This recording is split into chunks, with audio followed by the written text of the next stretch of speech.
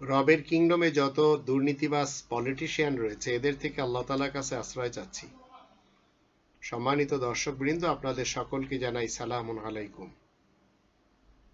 দেশের হিন্দু, বৌদ্ধ, খ্রিস্টান এবং হিফাজত, জামাত, চরমোনাই যারা করে থাকেন তাদের সকলকে আমি বলতে চাই, আজ 2020 সাল। দেশে অতীতে অনেক মিথ্যা স্লোগান দেওয়া হয়েছে, আজও দেওয়া হচ্ছে। কখনো একটি ধর্ষিতা নারী এক জায়গায় বসে যারা ধর্ষক না তাদেরকে ধর্ষক বানানোর চেষ্টা করেছে। অনেক অমুসলিম ভাই বোনেরা বিভিন্নভাবে তারা স্লোগান দিয়ে যাচ্ছেন। নাস্তিক ভাই বোনেরা একসময় স্লোগান দিয়ে গেছেন। কোরআনের ইসলাম আমাদেরকে কি শিক্ষা দেয়? 30 নম্বর সূরা, 22 নম্বর সূরা আল হজের 30 নম্বর আয়াতে, ফাজতানিবুর রিজসা মিনাল আওতান ওয়াজতানিবু কাওলাজ জুর। তোমরা সবাই কাল্পনিক মূর্তি পূজা এবং ব্যক্তিত্বের আওতাধীন হওয়ার আবর্জনা আর মিথ্যা কথার কবল থেকে নিজেদেরকে বাঁচিয়ে রাখবে।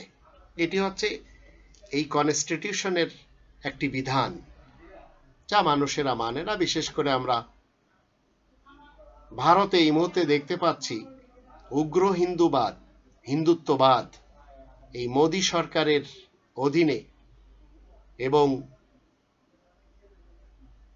সেই দেশের যোগী আদিত্যনাথের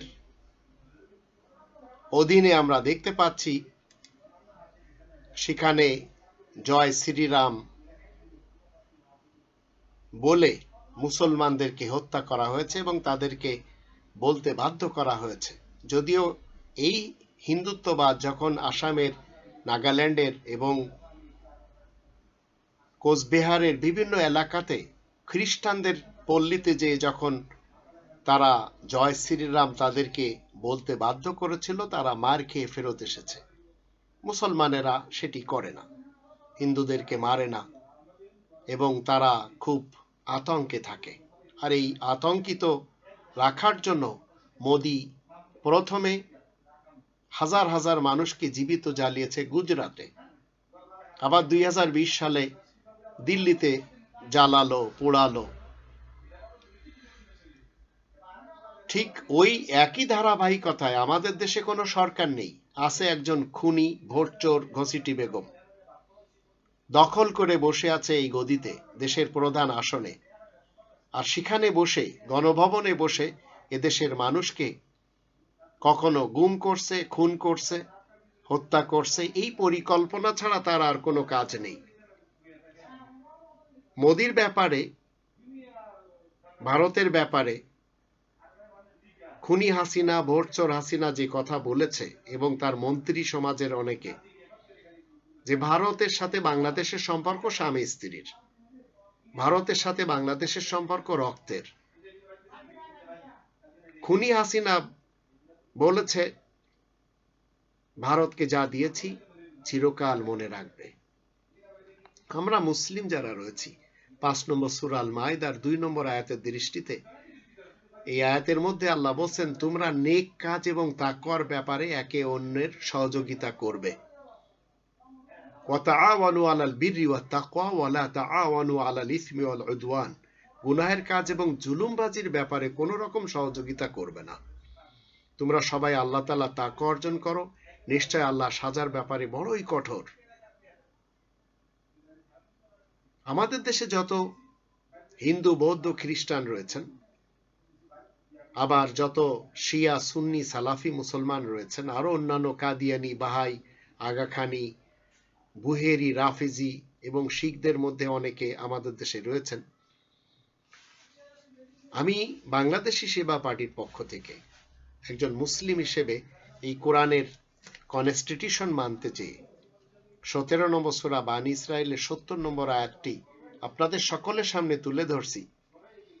আল্লাহ বলেন ওয়ালাকাদ কাররামনা বানি আদম ওয়া হামালনাহুম ফিল বারি ওয়াল বাহর ওয়া রাযাকনাহুম মিনাত তাইয়্যিবাত ওয়া ফাদ্দালনাহুম আলা কাসীরিম মিম্মান খালাকনা তাফদীলা। আমি মানব সমাজকে মান সম্ভ্রমের অধিকারী করেছি, বনি আদমকে আমি ইজ্জত দিয়েছি, আর আমি তাদেরকে মাটির ও পানির উপরে বাহন ঠিক করে দিয়েছি, আর আমি তাদেরকে উত্তম রুজি দান করেছি, আর আমারই অনেক সৃষ্টির তুলনায় তাদেরকে অনেক বেশি মর্যাদা দান করেছি। আমি হিন্দু, বৌদ্ধ, খ্রিস্টান, মুসলিম, নন মুসলিম এবং যারা মুসলমান, শিয়া, সুন্নি, সালাফি রয়েছেন এদের সকলকে বলতে চাই, হিফাজত হোক, চরমোনাই হোক, জামাত শিবির হোক, আপনারা সবাই রবের কনস্টিটিউশন মতে ইজ্জতের অধিকারী।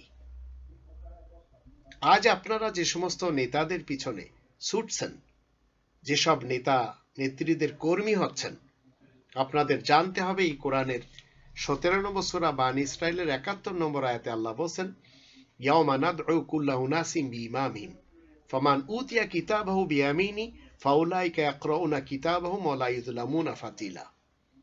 যেদিন আমি মানব সমাজের প্রত্যেককে তাদের ইমাম তথা নেতাসমূহ ডাকব, তখন যার ডান হাতে তার রেকর্ড দেওয়া হবে, তারা নিজেদের সেই রেকর্ড পড়ে দেখবে, আর তাদের সাথে একটি সুতা পরিমাণও জুলুম করা হবে না। হিন্দু, বৌদ্ধ, খ্রিস্টান তিনটি আলাদা ধর্মের লোক, আলাদা সমাজের লোক, তারা ঐক্য পরিষদ করেছে।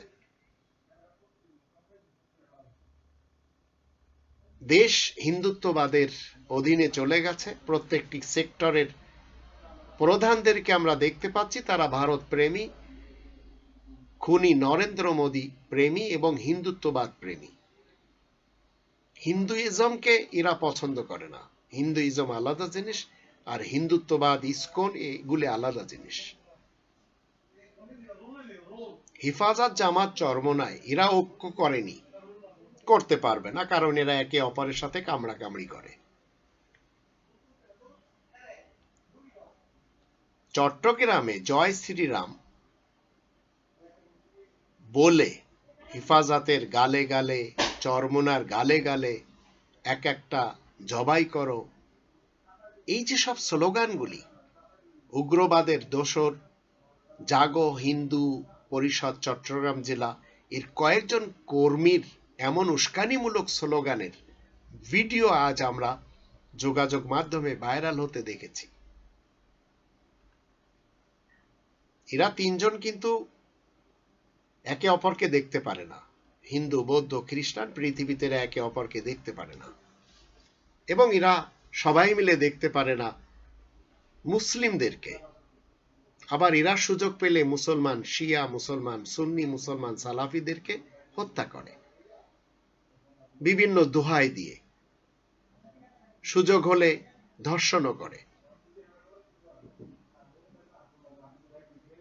এই হিন্দু, বৌদ্ধ, খ্রিস্টান বাংলাদেশে এরা কেন আজ হেফাজতকে নিয়ে, কওমিকে নিয়ে, চরমোনাইকে নিয়ে এই ধরনের স্লোগান দিচ্ছে? কারণ ভারতের খুনি নরেন্দ্র মোদীর যে কর্মকাণ্ডগুলি মুসলমানদের বিরুদ্ধে, সেগুলির প্রোটেকশনে বাংলাদেশে এই চরমোনাই বলেন, হেফাজত বলেন, জামাত শিবির বলেন, এরা কথা বলে।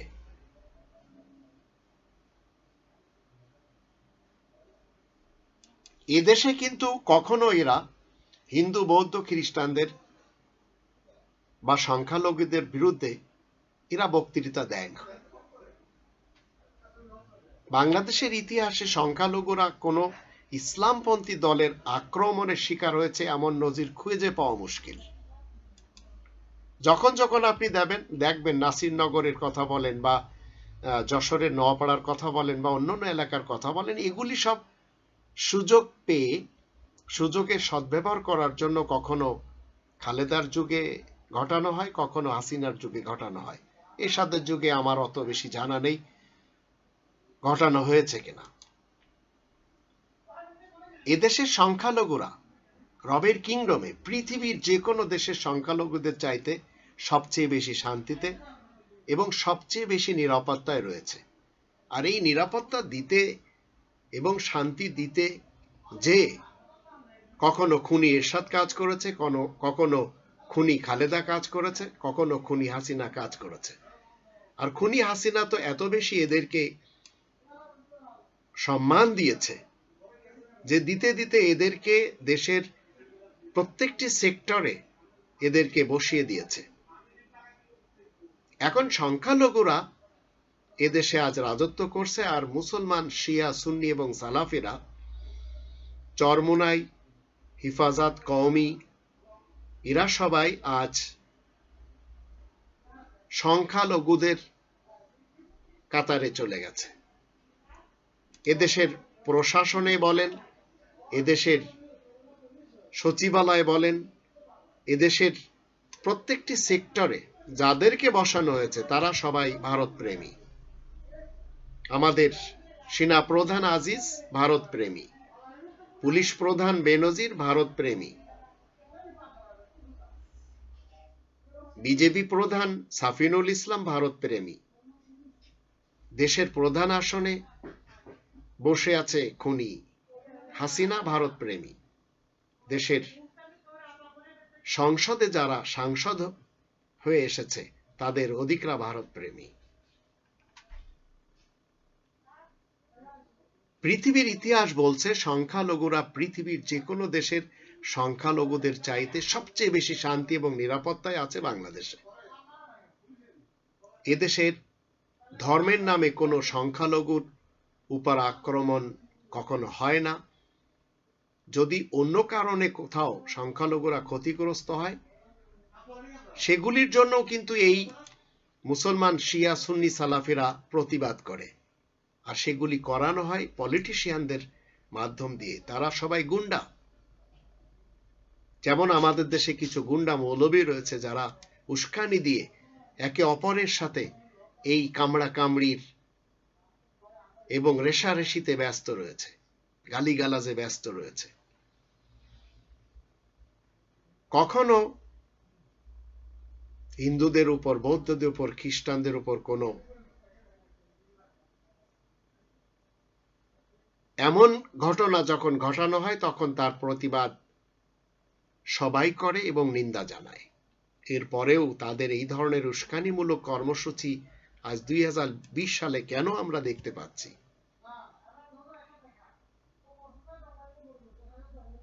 জয় শ্রীরাম এই স্লোগান দিয়ে পাশের দেশের মুসলমানদেরকে হত্যা করা হচ্ছে। সেই স্লোগান আজ বাংলাদেশে ঢুকে গেছে। এবং এই যে কথাগুলি বলা হচ্ছে, কি বলা হচ্ছে? হিফাজতের গালে গালে জুতা মারো তালে তালে, চরমোনাইয়ের গালে গালে জুতা মারো তালে তালে, এক একটা শিবির ধরে তাদের জবাই কর। এগুলি কি একটি সভ্য মানুষের, একটি সম্মানী মানুষের স্লোগান হতে পারে? এটি বাংলাদেশী সেবা পার্টির পক্ষ থেকে আমি এদেশের হিন্দু, বৌদ্ধ এবং খ্রিস্টান ঐক্যের সাথে যারা জড়িত তাদেরকে জিজ্ঞেস করতে চাই। অবশ্যই না। তাহলে আপনারা যাদের হয়ে খেলছেন, যাদের হয়ে আপনারা নাচানাচি করছেন, একটু চিন্তা করে দেখুন। এইভাবে আফগানিস্তানেও ঘটেছিল। শিয়া সুন্নির সেখানে, তালেবান এন্টি তালেবান সেখানে এই ধরনের স্লোগান দিয়েছিল। আজ আফগানিস্তান শেষ হয়ে গেছে। এইভাবে ছিল একদিন ইরাক, শিয়া সুন্নির মতবিরোধ, আজ শেষ হয়ে গেছে দেশটি।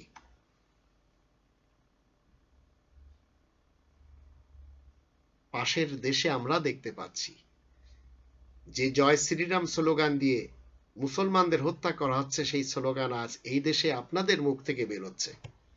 আপনারা হিন্দু, বৌদ্ধ, খ্রিস্টান ঐক্য করেছেন, ভারতে কিন্তু তা নেই। এখানে আপনারা অনেক শান্তিতে আছেন। আর যদি আপনারা মনে করেন যে এই মুসলমান, সুন্নি, শিয়া এবং সালাফিদের খেপিয়ে দেন, আর এরা যদি একবার হাতে ইট পাটকেল নেওয়া শুরু করে, আপনারা এই দেশটি তখন খুঁজে পাবেন, আফগানিস্তান থেকেও নষ্ট হয়ে যাবে। একসময় এরাই কিন্তু এই দেশে, এই গুন্ডা মৌলবীরা কিন্তু এদেশে স্লোগান লাগিয়েছিল, আমরা হব তালেবান, বাংলাদেশ হবে আফগান। তাদের অনেক গুন্ডারা এখনো জীবিত। সেই গুন্ডাদের অনেকেই কিন্তু খুনি খালেদার যুগে 63টি জেলাতে এট এ টাইম বোমা বিস্ফোরণ করেছে। সেই বাংলা ভাই বলেন, যারা আজ জগতে নেই, চলে গেছে, সেই হিজবুত তাহরির, হিজবুত তাওহীদ, আজ এরা হাতে তলোয়ার নিতে চাচ্ছে, যুদ্ধ করতে চাচ্ছে। হিজবুত তাওহীদের ইবলিস একটা গুন্ডা ইমাম রয়েছে দেশে, হুসাইন মোহাম্মদ সেলিম, তার কথাতে শুধু উস্কানি ছাড়া আর কিছু নেই। তো আপনারা কেন নিজ দেশে খেয়ে নিজ দেশের মানুষের বিরুদ্ধে পাঙ্গা নিচ্ছেন? আমরা সবাই কিন্তু জানি ভারতে এই জয় শ্রীরাম নিয়ে যেভাবে মুসলমানদের হত্যা করা হয়েছে, সেটি আজ বাংলাদেশে প্রবেশ করানো হয়েছে কিছু শক্তিধরদের মাধ্যম দিয়ে। তাহলে এই স্লোগান বাংলাদেশে কেন? এর উত্তরটা একেবারে সহজ।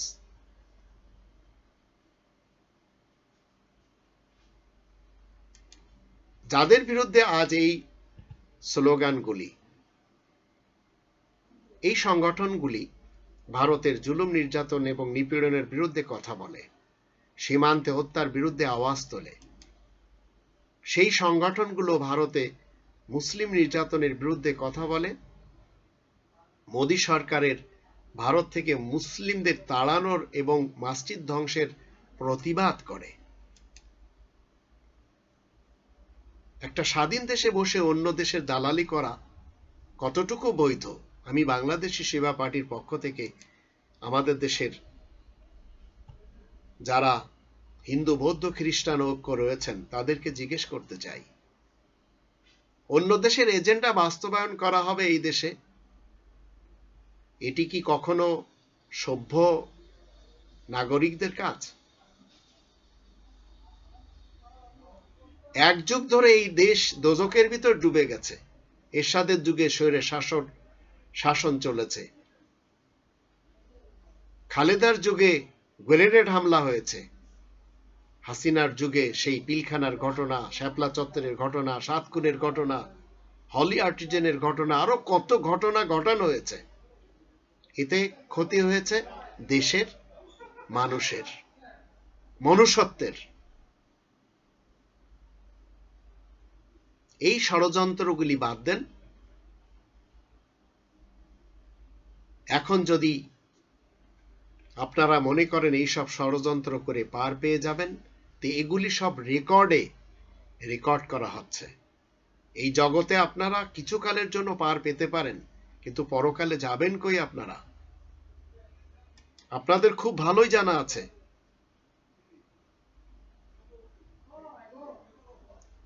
সুরঞ্জিত সেন গুপ্ত বাবু কিন্তু বলেছিলেন যে এই দেশের মুসলমানদেরকে সৌদি আরবে পাঠিয়ে দেওয়া হোক, মসজিদে তালা লাগিয়ে দেওয়া হোক, কিন্তু দেশটি তো ওই জায়গায় রয়েছে। পরকালে সুরঞ্জিত সেন গুপ্ত তিনি কি বাংলাদেশি হয়ে উঠেছেন? না, পরকালের যে বিচার ব্যবস্থা সেখানে বাংলাদেশি বলে কেউ নেই, স্বাধীনতা বলে কেউ নেই। 1971 বলেন আর 71 টিভি বলেন আর এ বলেন ও বলেন, আস্তিক নাস্তিক এসব কিছু নেই। পরকালই। বাবু চলে গেছেন, বাংলাদেশের জায়গায় রয়েছে। মুসলমান, শিয়া, সুন্নি, সালাফিরা এখানেই বসবাস করছে, হিন্দু, বৌদ্ধ, খ্রিস্টান ঐক্য সবাই এখানেই রয়েছে। এইসব ডায়লগ ছেড়ে আপনাদের কোনো লাভ নেই। এই উস্কানি দিয়ে যদি মনে করেন যে আবার আর একটি শাপলা চত্বরের মতো ঘটনা ঘটুক বা ঘটানো হোক, তাহলে ক্ষতি হবে দেশের মানুষের।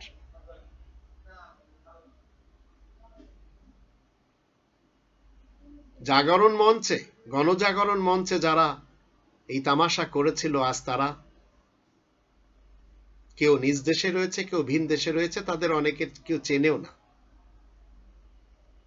কারণ খুনি হাসিনার খেলা যখন শেষ হয়ে যায়, তখন তাদেরকে টিস্যু পেপারের মতো ইউজ করে ফেলিয়ে দেয় ডাস্টবিনে। সেটি আমরা দেখতে পেয়েছি এসকে সিনহার ব্যাপারে, সেটি আমরা দেখতে পেয়েছি সেই ইমরান এইচ সরকারের ব্যাপারে। আরো অনেক ঘটনা রয়েছে। তা আপনারা ইউজ না হয়ে নিজ দেশকে ভালোবাসুন, মনুষ্যত্বকে ভালোবাসুন, মানুষকে ভালোবাসুন, নিজেদের ব্যক্তিত্বকে মনুষ্যত্বের আওতাধীন এনে মানুষ হয়ে চলুন আমরা জীবন কাটাই।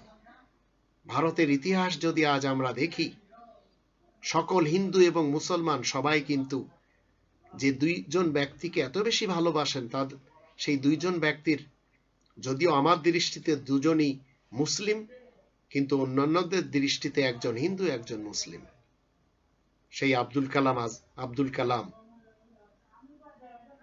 আর একজন হচ্ছে নেতাজি সুভাষচন্দ্র বসু। ইনাদেরকে সবাই ভালোবাসেন। তো আসুন আমরা সবাই মিলে নিজের দেশকে ভালোবাসি আর নিজের দেশের মানুষকে ভালোবাসি। পাকিস্তানের যুগে এদেশের মানুষ একটি গাছের তলায় হিন্দু, বৌদ্ধ, খ্রিস্টান, মুসলমান, শিয়া, সুন্নি, সালাফি সবাই বসে গল্প করত।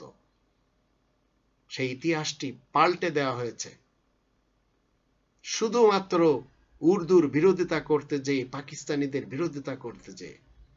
এগুলি ঠিক না। এই কোরআন 30 নম্বর সূরা রোম এর 22 নম্বর আয়াতে বলে, ভাষা এবং বর্ণ আল্লাহ তাআলার নিদর্শন।